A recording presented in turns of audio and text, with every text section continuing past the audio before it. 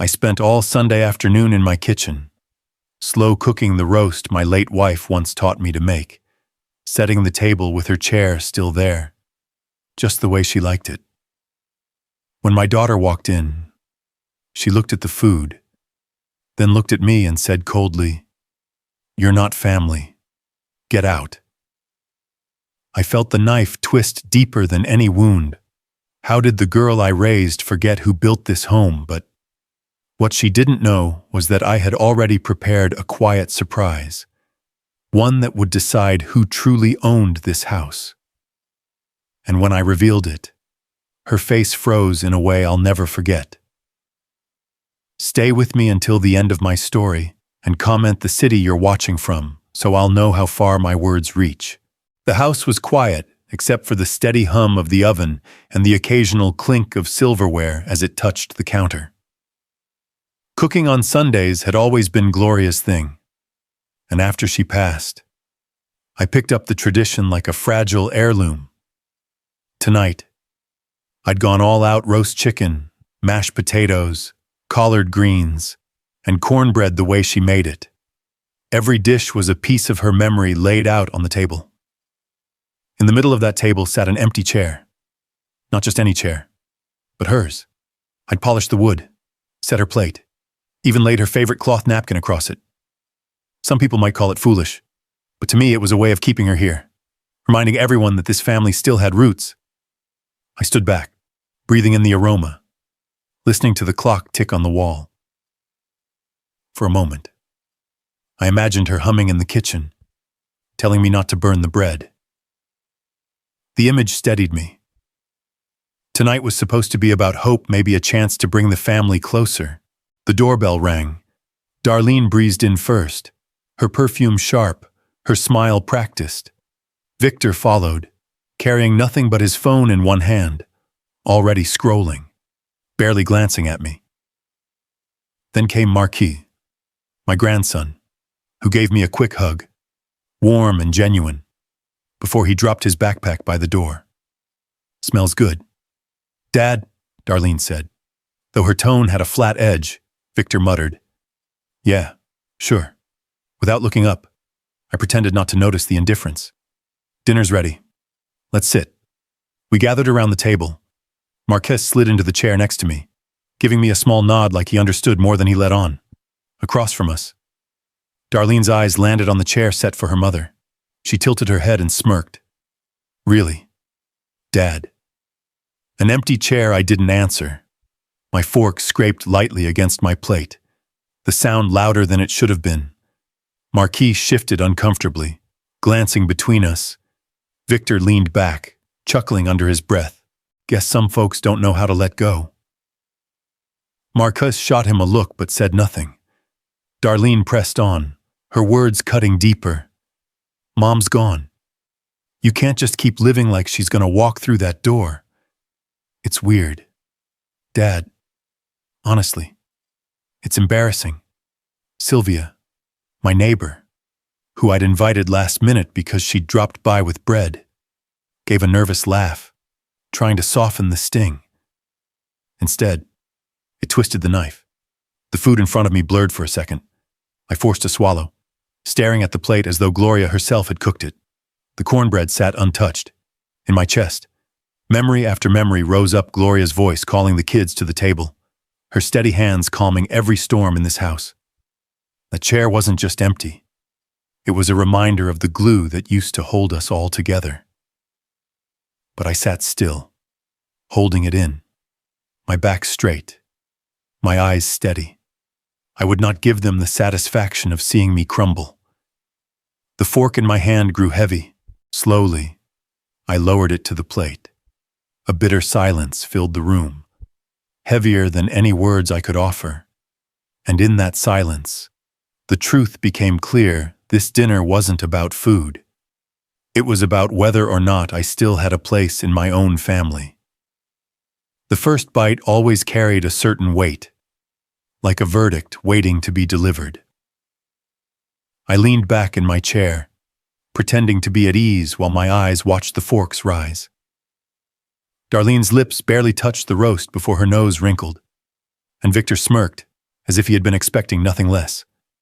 Across the table, Marquis lowered his gaze, shifting in his seat as though the tension pressed directly on his shoulders. Sylvia let out a polite chuckle, the kind people use when they don't know whether to laugh or stay silent.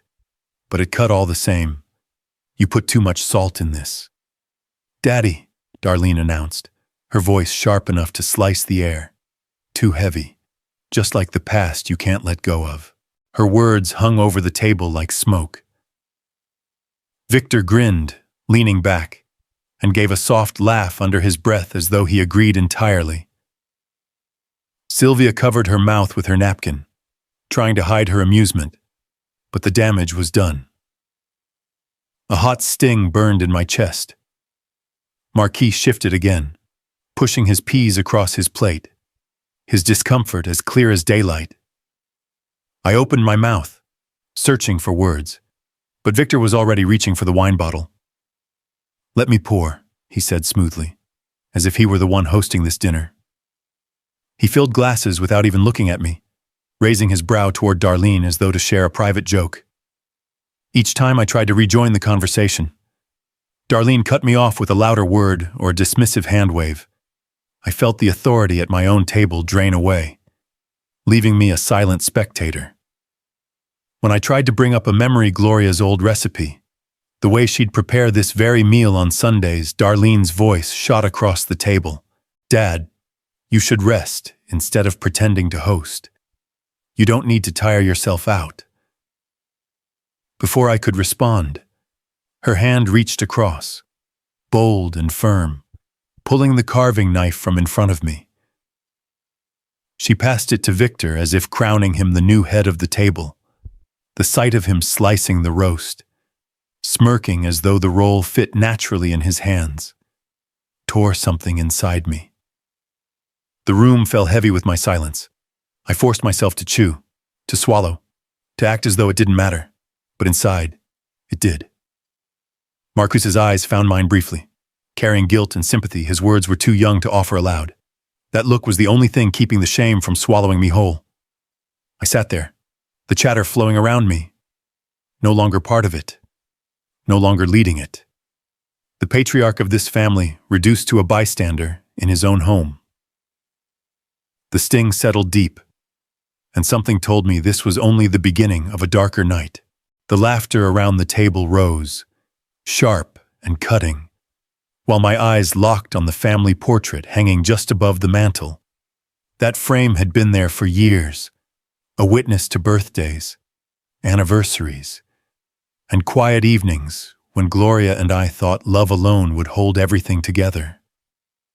But tonight, something was wrong, something that made my heart stumble. At first glance, it looked like the same portrait we had taken years ago. Gloria stood beside me, radiant even in memory, and the children, Darlene and her brothers, smiling stiffly for the camera. Yet when my eyes fell on the place where I had stood, proud and firm, I froze. My face was gone, in its place. Marquis' smile shone, as though I had never existed in that moment. A chill cut through me even as the room stayed warm with chatter and wine. To them, I had been erased, not gently set aside, not forgotten by accident, no. Someone had gone out of their way to remove me from my own family's history. Dad, Darlene said suddenly, noticing my stare, her tone impatient. Stop looking at old things. We're living in the now. Don't drag us back. Victor leaned back in his chair, swirling his glass of wine like a man presiding over his own castle. She's right, he said. We don't need to keep rehashing the past. It just makes everyone uncomfortable. Their words stabbed deeper than any knife. To them, Gloria's memory, my decades of sacrifice, the countless nights of sweat and labor to keep this roof over their heads, all of it was baggage. Marcus shifted in his chair, glancing at me, then down at his plate. His silence said everything he saw it too. He understood. But fear chained him. I swallowed hard, forcing the bitterness down with the last sip of water. Your mother believed in this family, I managed to say quietly, my voice barely carrying above the clatter of forks. She believed we'd always hold each other up, Darlene scoffed, loud and cutting. Mom's gone. Dad, and you can't keep pretending you're the head of this family. Times have changed. The words landed like blows, but I didn't flinch. I looked again at the portrait. The cruel substitution where my face had been. The message was clear to them. I was already gone, a ghost lingering too long. Sylvia, the neighbor who had tagged along uninvited, noticed my silence and smirked faintly. She didn't need to say anything. The look was enough to twist the knife. Inside, though, something shifted. Pain gave way to a simmering clarity. This wasn't just rudeness or impatience. It was deliberate erasure, a stripping away of my dignity and place. If they wanted me erased, I thought they had underestimated me. The laughter grew louder, bouncing against the walls, echoing in my ears. My hands trembled under the table, hidden from sight. But my eyes stayed fixed on that portrait, memorizing every detail of their betrayal, because in that moment, I knew this night was no longer just about survival. It was about reclaiming what was mine. The clatter of cutlery had quieted, leaving only the low hum of voices circling around the table. From my seat at the end, I caught Darlene's voice first light, almost playful, but with an undertone sharp enough to cut. "We'll finally modernize this old place," she said, nudging Victor with her elbow. "Maybe knock down that wall, open the kitchen. It's time for a fresh start." Victor chuckled, swirling his wine. "Yeah, this place could use some work. New counters, new paint, maybe a patio out back. I've already got some ideas." I set my fork down and cleared my throat. Sounds like big plans. I'd like to hear more about them. But Darlene waved a hand in the air as if brushing away smoke. "Oh, Daddy, don't worry about it. Just enjoy yourself. We'll handle it." The room chilled in that instant. They weren't asking me, they were speaking as if the house wasn't mine at all. My home. The very walls Gloria and I had painted together. The roof I'd repaired in summer heat. The soil in the garden I still turned each spring. I tried again. "If you're talking about changing this house, you're talking about..." Victor cut me off, voice smooth and firm. "You should rest. Let us take care of things now. You've done enough." Darlene's smile was sharp. "Exactly. It's time you stop meddling in every decision." Marcus shifted uneasily in his chair, his young eyes darting from me to his mother. He didn't speak, but the guilt was written across his face. My chest tightened, though I kept my voice calm. This is still my home.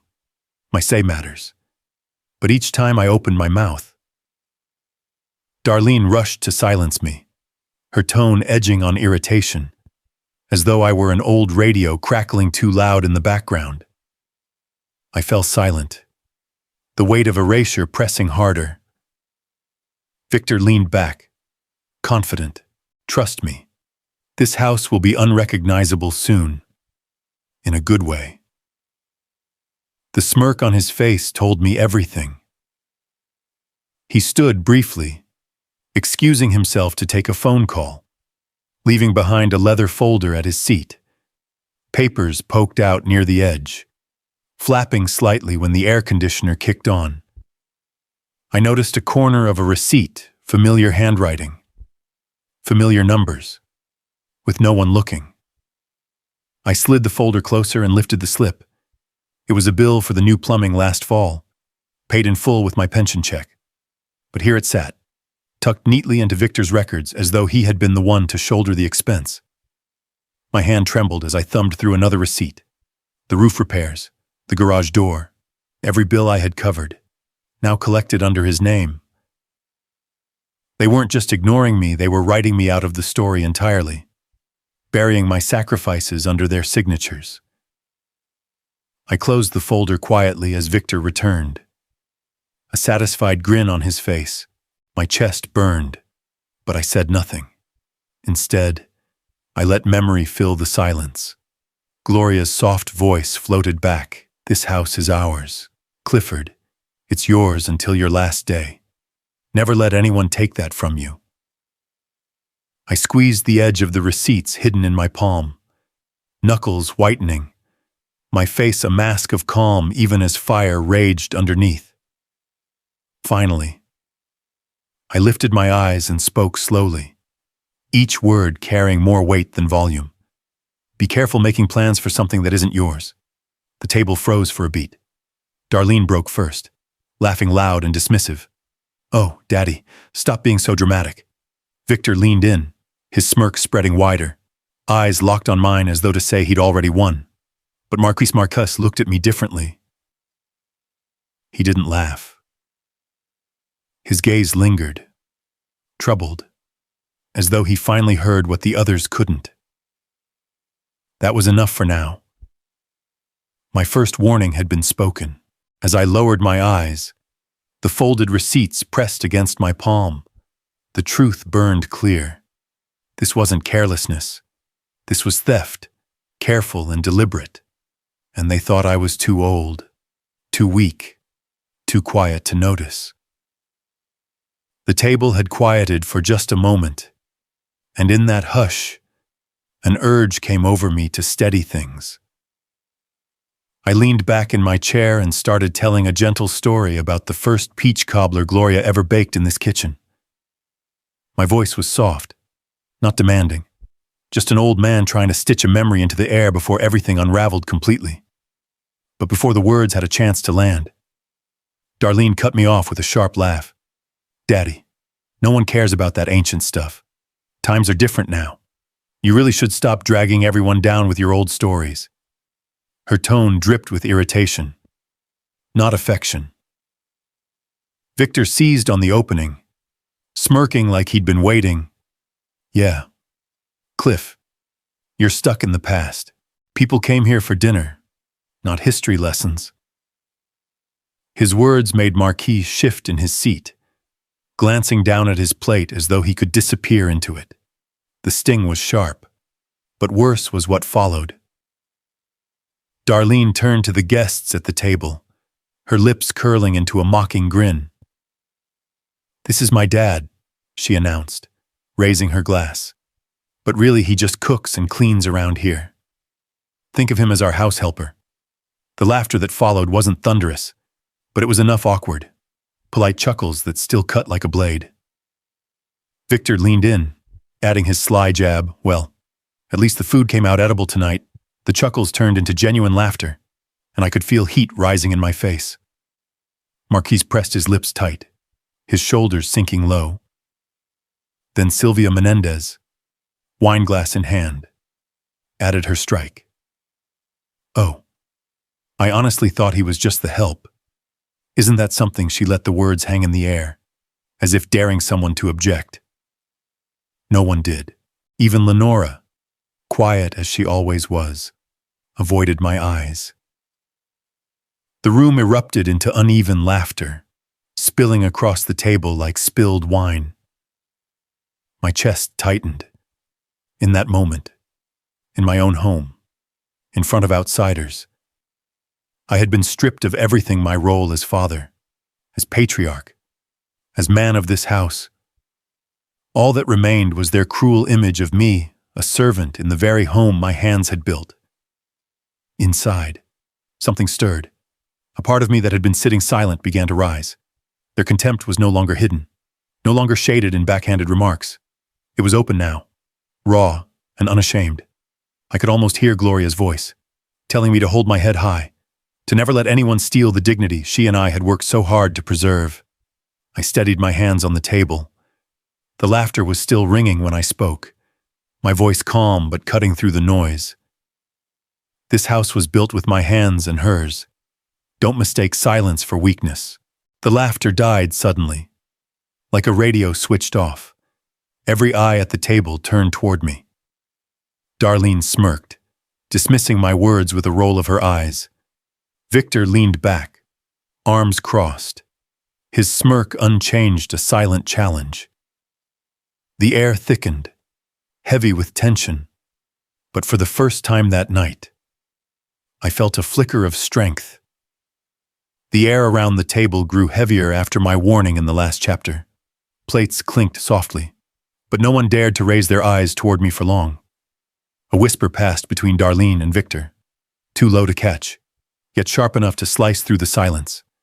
Their voices carried the rhythm of plotting, steady, deliberate, confident. That same uneasy energy filled the room, pressing on my chest like a weight. Something was coming, and they meant for me to feel small before it landed. Victor leaned back in his chair, his hand resting casually on his wine glass, as if he had all the time in the world. Then, without warning, his voice cut across the table. "Why don't you get up, Clifford? That seat doesn't belong to you anymore." For a second, I thought I misheard. My fork paused midair, and the room seemed to shrink. But Darlene's voice followed quick and sharp. "Dad, please, that's not your seat anymore. Let Victor sit where he belongs." Every eye at the table shifted toward me, waiting for my reaction. The head of the table, my chair, carved decades ago with my own two hands, where I sat every Sunday with Gloria by my side, was suddenly being claimed by someone else. My chest burned, but my hands trembled just enough that I knew if I stood too quickly, they would see the quake in me. So I rose slowly, carefully, giving them no satisfaction. Victor slid into the chair with an exaggerated ease, leaning back like a king surveying his kingdom. He smirked, draping an arm over the backrest as though it had always been his. The message was clear: I was no longer the head of this family, not even in my own house. The smell of roasted chicken and collard greens still lingered in the air, but all I could taste was humiliation. Memories crowded in. I remembered sanding that very chair in the garage years ago, Gloria bringing me lemonade, and Marquis sitting nearby, drawing in a notebook. That chair wasn't just wood and nails, it was the backbone of our family gatherings. And now, in front of my own blood, it had been stolen. A light tug brushed against my sleeve. Marcus, wide-eyed and nervous, whispered, "Grandpa, don't..." His voice was small, pleading. He didn't want to fight. Neither did I, not yet. But silence doesn't mean surrender. Victor poured himself a fresh glass of wine with my bottle, lifting it as if in toast to his new position. "Better fit. Don't you think?" he said, smirking. A couple of uneasy chuckles fluttered at the table, mostly from Sylvia, who seemed to enjoy the spectacle. Then, as if they had rehearsed it, Victor reached under his chair and pulled out a folder thick with papers. He slapped it onto the table, the sound loud enough to still even Sylvia's laughter. "We've got some business to discuss tonight," he said, spreading the papers across the tablecloth.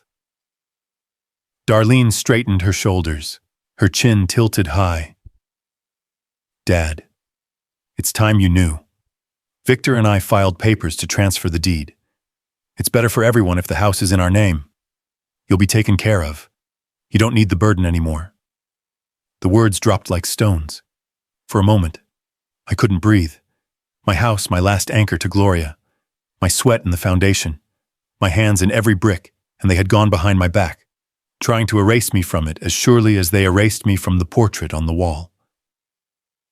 Marcus looked stricken, his mouth open but no sound coming out. Lenora kept her eyes fixed on her plate, chewing slowly, pretending none of this was happening. Sylvia raised her eyebrows, sipping her wine, clearly enjoying the drama as if it were a television show.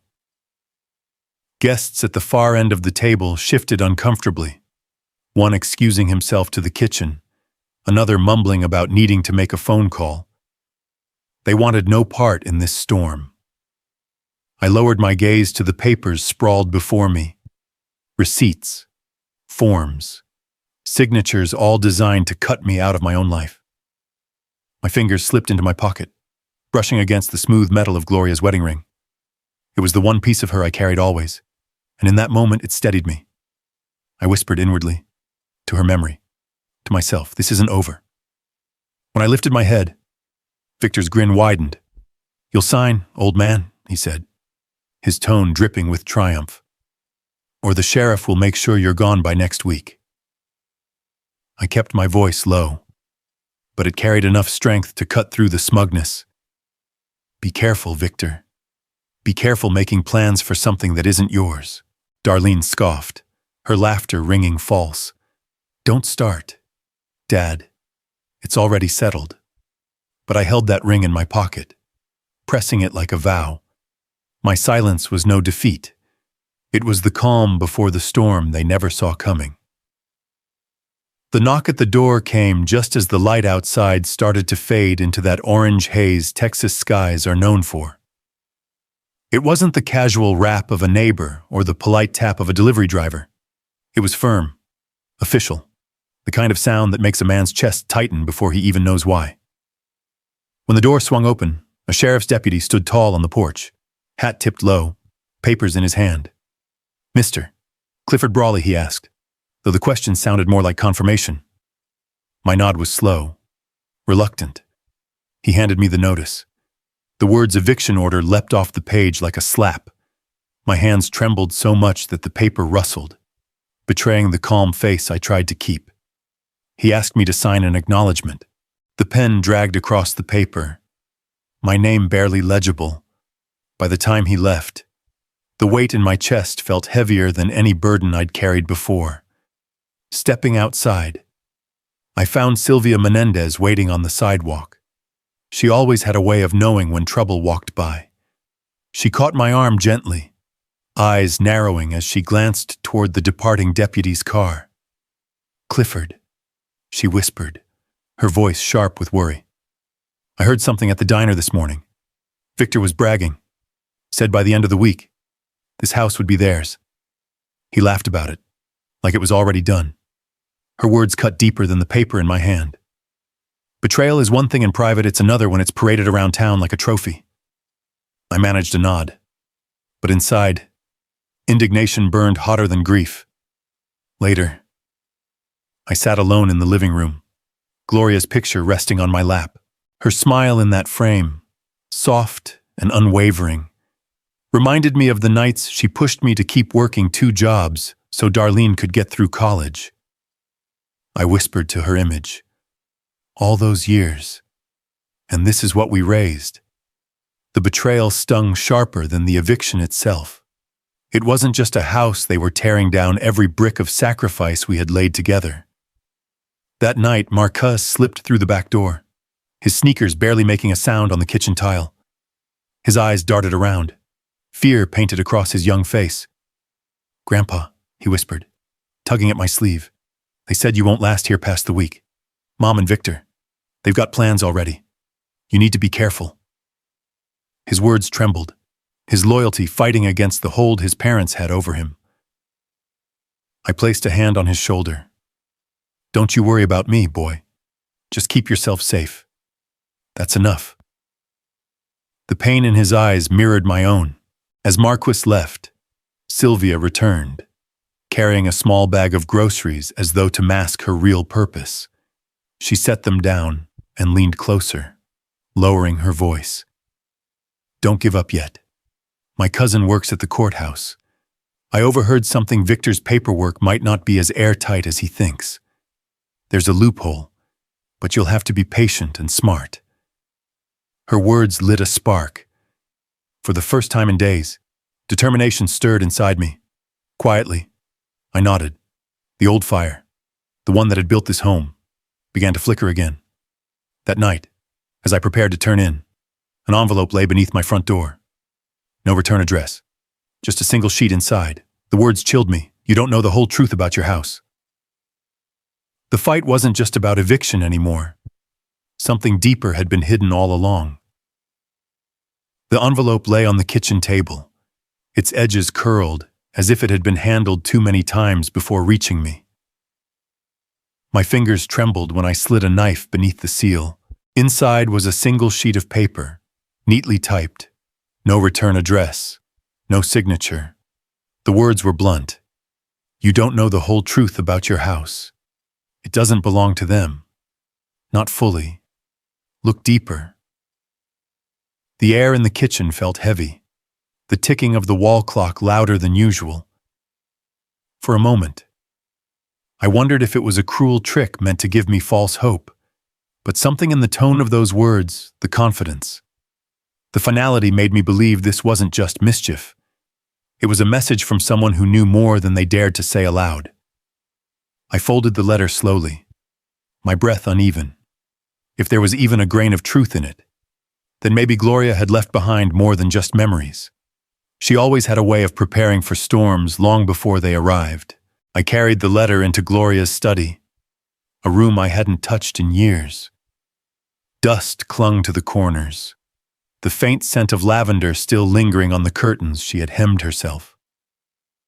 The desk sat in the same place it always had, worn smooth by decades of her hands arranging bills, recipes, and records of every kind. Gloria had been meticulous, never discarding what might someday matter. Kneeling down, I opened the bottom drawer. It resisted at first, swollen with age, but finally yielded. Inside were boxes folders labeled in her neat handwriting. Taxes 1980, 1990, mortgage records. Deeds. My pulse quickened. Shuffling through the yellowing papers, I found what I didn't know. I was searching for an old deed. My name etched alongside hers. My name, Clifford Brawley, was still legally tied to this house. A cautious hope stirred inside me. Fragile but undeniable. The floor creaked behind me. Startled, I turned to see Lenora Brandt standing in the doorway. Her eyes darted around nervously, her hands fidgeting with her coat. She hadn't called, hadn't knocked, just appeared. "I shouldn't be here," she whispered, voice quivering. I rose slowly, careful not to reveal the deed in my hand. "Then why are you?" Her lips trembled. "Victor, he's been doing things that don't add up. I've seen papers he shouldn't have. I can't say more, not yet." She shook her head, glancing over her shoulder, as if someone might be watching. Before I could press further, she turned and walked out as quickly as she had entered, leaving behind a silence heavier than before.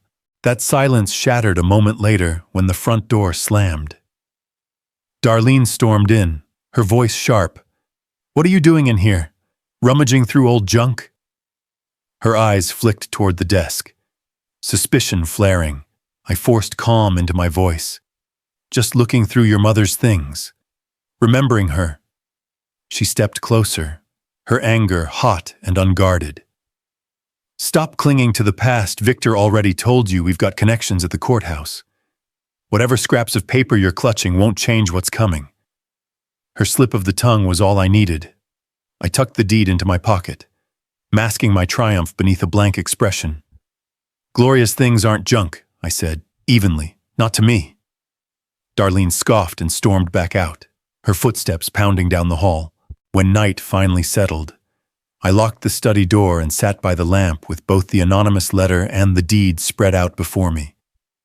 The paper felt like armor, flimsy yet powerful. Someone out there knew the truth. Someone wanted me to fight back. For the first time in weeks, I felt more than just sorrow. I felt resolve. Quiet, steady resolve. As I extinguished the lamp, the room fell into darkness. The door creaked open softly, and a familiar whisper cut through the silence. "Grandpa." It was Marquis, his face pale in the sliver of moonlight. He stepped closer, his voice trembling but determined. "I think I know who sent that letter." Marquis stood in the doorway, his shoulders tense, eyes darting toward the hall as if expecting his mother or Victor to appear at any second. He stepped in quietly, his voice dropping to a whisper. "Grandpa, I think I know who sent that letter." The words struck deeper than I'd expected. For days, I had wondered who could possibly care enough to warn me. Marquis looked pale, nervous, but determined. He perched on the edge of the chair across from me, fidgeting with his hands. He confessed, his voice shaking. "I saw Victor, meeting with a man at the courthouse late one night. I didn't tell you because I was scared." He swallowed. "The letter, it came from one of the older clerks. He slipped it to me at school. Told me to pass it along to you. He said Victor's been bragging about twisting the paperwork. Shock mingled with a small spark of relief. Anyone still saw the truth. It wasn't just me against the world. Yet the betrayal burned hotter, knowing my own daughter's husband was conspiring in the open. Marquise's eyes watered as he continued. I didn't want to choose sides, but I can't just keep watching this. Tenderness rose above my anger. I saw how torn he was, standing between his mother and me. He carried too much weight for a boy his age. You've done enough just by telling me, I said softly. I won't let this fall back on you. You're my blood, and you don't have to fight this war for me. Silence hung thick, the ticking clock filling the room. Then, a knock. Lenora Brandt slipped in, her face pale. She closed the door behind her, glancing over her shoulder. Her hands twisted around one another, her voice trembling. Clifford. Victor pressured me to stay quiet. She whispered, I know about the transfers. They aren't clean. And Darlene's planning to file papers declaring you incompetent. Her words landed like a fist. For a moment, the air left my chest, to erase me not just from the house, but from my own mind, my own rights that was cruelty on another level. I straightened, my voice low but steady. Then I know what I'm up against. Marcus leaned forward, whispering urgently. What do we do? I looked between the boy's frightened face and Lenora's guilty eyes. We make a plan. The deed. The letter, we keep them safe. We find someone we can trust at the courthouse. And we move carefully, because if they think I'm weak, they'll strike harder. For the first time that night, a faint flame of hope flickered. Maybe, just maybe, I wasn't entirely alone, but the floor creaked in the hall. A shadow shifted beneath the door. When it opened, Victor stood there, his grin cold as ice. Well, isn't this cozy? He drawled, stepping into the study. The old man plotting with children and cowards. His eyes landed on me, narrowing. You think scraps of paper will save you by tomorrow morning? This house won't even have your name on the mailbox. He leaned closer, his breath heavy with wine. Enjoy your last night here. My grip tightened on the deed hidden beneath the table. Fear clawed at me, but I forced my voice into calm steel. This isn't over, Victor. He smirked, savoring the tension before slipping out, the sound of his footsteps echoing down the hall like a countdown. The morning light slipped weakly through the blinds, but there was nothing gentle about the way the day began. A heavy pounding rattled the front door, jerking me awake from a night where sleep had never really settled in. My body felt weighted with dread, and deep down I knew this was the moment Victor had promised me in his whisper the night before. When I opened the door, there he stood, crisp suit pressed and smugness dripping from every pore. Darlene was right beside him, her eyes hard, lips pursed in a line I'd seen countless times when she wanted something and didn't care how much it cost me. Victor shoved a folder into my chest, his voice booming through the quiet house. Legal papers. Clifford. Notarized. Filed. And done. This house isn't yours anymore. You'll move out, or we'll make sure the sheriff does it for you, Darlene added without hesitation. It's better this way. You're not fit to keep up with a house this size. We've looked into facilities. You'll be safer there. Her words didn't feel like care. They felt like a blade, cutting me away from the life I had built, the walls I painted, the floors Gloria and I polished with our own hands, all reduced to a property transaction. I stood there holding their so-called proof, my breath steady but heart thundering, refusing to show them how deeply they had pierced me. The shouting carried farther than I realized. By the time we moved into the living room, neighbors had gathered outside on the porch and near the windows, curious eyes peering in. Some whispered, others simply stared. Victor loved it. He wanted an audience. Ladies and gentlemen, he announced with that oily smile, The old man's finished. He's lost everything. He'll be moving on, and we'll take care of things properly from here.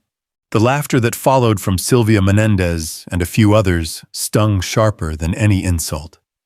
I stood at the center of the room that had once held birthdays, Christmas mornings, and quiet evenings with Gloria, and realized this was no longer just a family matter. They were stripping me publicly, treating me as if I were nothing more than an old man out of place in his own home. I cleared my throat, forcing strength into my voice. This house was built with my sweat and Gloria's devotion. You think you can erase that with a piece of paper? Not today, Victor sneered. Don't embarrass yourself. We've got the law on our side. But I had been waiting for this, slowly, deliberately. I walked to Gloria's old desk and pulled out a folder I had tucked away. My hands didn't tremble this time as I laid out copies of financial records, checks, and even utility bills, all bearing my name. Funny, I said, my voice steady, because these documents show every payment made by me. And these signatures here, I tapped one of Victor's sloppily forged attempts, aren't mine. They're yours. A ripple of murmurs filled the room. Marquis stepped forward, his young face pale but determined. I saw him, he said, his voice carrying despite his nerves. I saw Victor at the courthouse at night. He wasn't filing. He was fixing. For the first time that evening.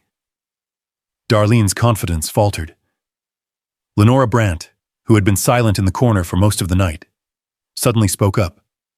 Her voice was barely above a whisper, but it landed like a thunderclap. He pressured me. Victor told me if I didn't keep quiet, he'd drag me down with him. Clifford's telling the truth. The color drained from Victor's face. He slammed his fist on the table, making the glasses rattle. You think a few scraps of paper will save you?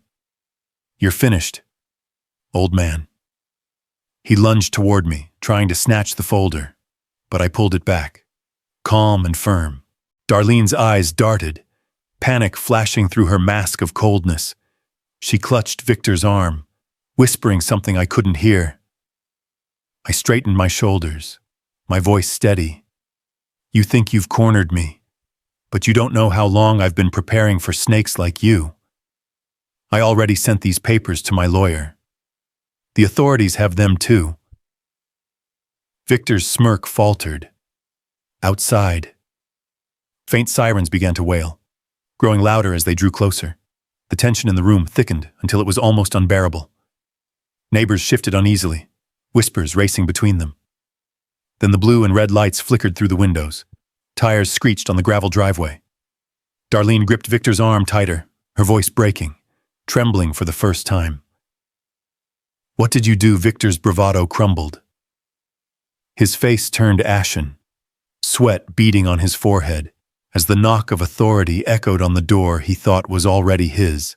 The flashing lights outside the window dimmed as the last police cruiser pulled away. Neighbors scattered back to their porches, whispering in low voices, some shaking their heads, others murmuring prayers. Inside, the house fell eerily quiet, though the echo of handcuffs snapping shut on Victor's wrists still rang in my ears.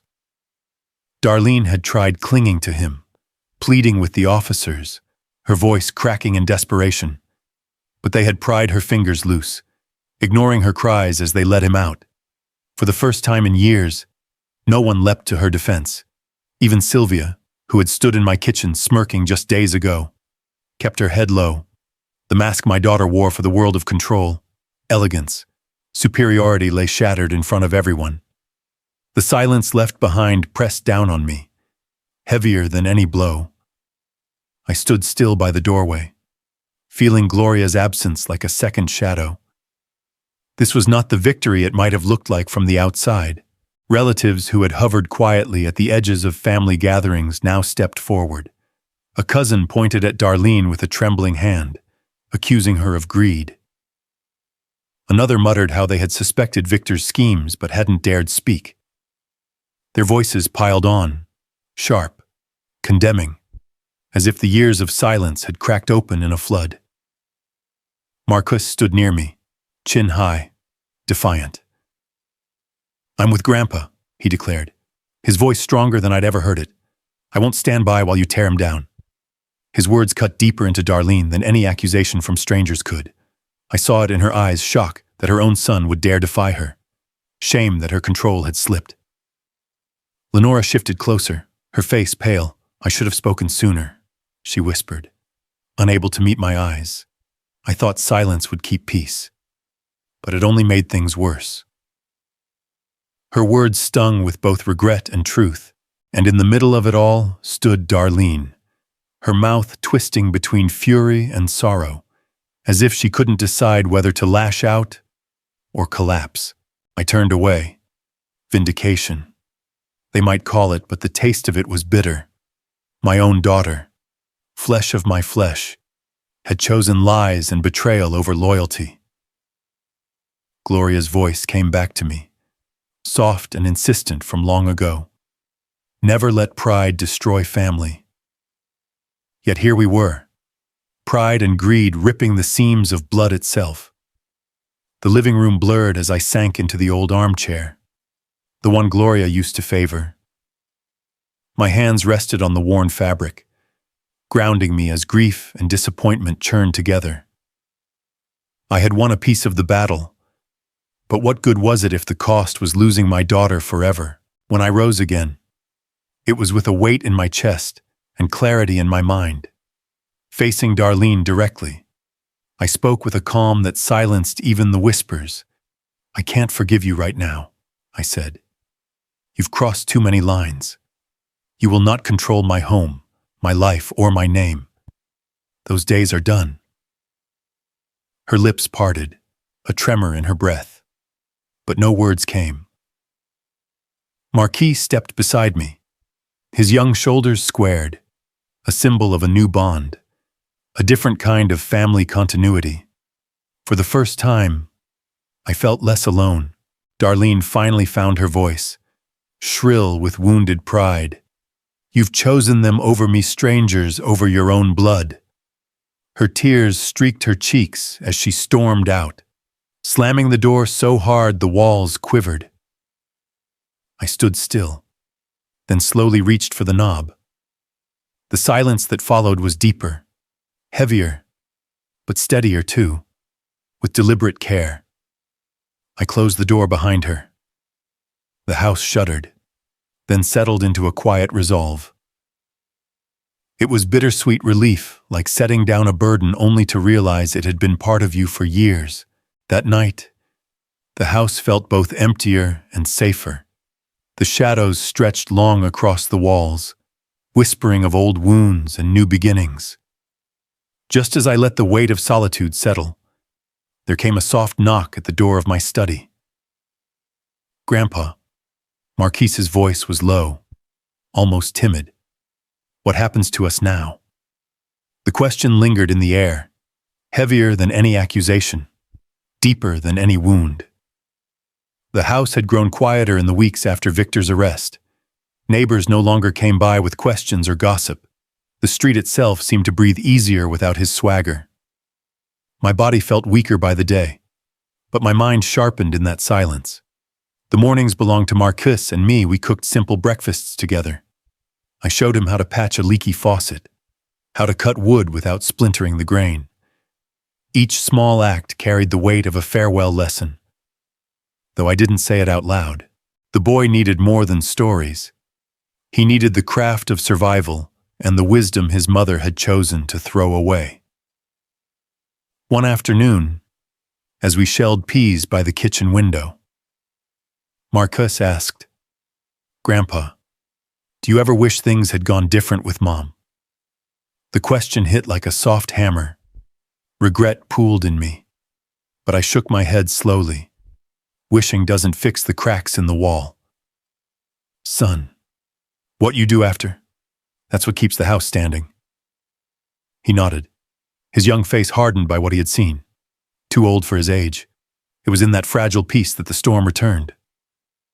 Darlene pushed through the door without knocking, her eyes wild and red from nights of isolation. Her voice rattled the walls. "You turned my son against me. You let this town spit on my name." You'll pay for this. Dad Marcus stepped behind me, silent but steady. I watched her trembling hands and wondered how greed had stripped away the child I once carried on my shoulders to Sunday service. You did this to yourself. Darlene, I answered quietly. The day you chose to side with Victor's lies, you burned the bridge back home. She laughed bitterly, a sound void of joy. You think you've won? I'll take this house. I'll take everything you have left. You're too old to stop me. I leaned against Gloria's old chair, feeling her presence steadying me. No, daughter, you won't, because you never had it to begin with. Her rage froze when I pulled a folder from the desk drawer. Inside lay the final safeguard I had prepared years earlier, long before Victor whispered sweet promises in her ear. After your mother passed, I rewrote my will, I said. My voice didn't rise, it didn't need to. This house, this land, every dollar I saved it goes to Marcus. You inherit nothing. The air snapped like a brittle branch. Lenora, who had come quietly and stood near the doorway, gasped. Marquis's eyes widened, caught between loyalty and sorrow for the mother who had betrayed him. Darlene's face drained of color. You can't do this, she stammered, reaching for the folder as if it were oxygen. I'm your blood. I'm your daughter. I closed the folder firmly, pressing it against my chest. Family isn't about blood. Family is about loyalty, respect, and love. You traded all of that for greed. I gave you every chance to turn back, and you chose betrayal every time. I won't let you steal my dignity too. Her knees buckled. For a moment, I saw the frightened girl she once was, but the moment passed, replaced by the mask of fury. She screamed, a sound that rang hollow in the rafters. You've left me with nothing. Yes, I said, the final word falling heavy as a gavel. Nothing but the lesson you chose too late. Darlene collapsed into a chair, sobbing. No one moved to comfort her. Even Lenora, timid and long silent, looked away. Marcus, with tears in his eyes, slipped his hand into mine. The room was filled not with triumph, but with a sorrowful justice, the kind that comes when truth can no longer be denied. When Darlene finally stood, she spat bitter words about strangers replacing her, about betrayal from her own father. She stormed out into the night, her sobs trailing down the driveway until the silence reclaimed the house. I closed the door with steady hands. The echo final. The house was mine again, but it no longer belonged just to me. Marquis stood in the hallway, his gaze firm. Grandpa, what do we do now? I placed the folder in his hands. This house is yours now. Guard it better than I guarded my heart. Don't let anger or pride blind you the way it blinded your mother. In the quiet that followed, I saw Gloria's smile in the shimmer of the window glass, soft, approving, eternal. My voice carried not just to Marcus, but to whoever might listen beyond these walls. Greed destroys families, but dignity, respect, and love, that's the true inheritance. Guard it, and it will outlive money. For the first time in a long while, peace filled my chest. The storm had passed. The lesson, carved deep, would remain.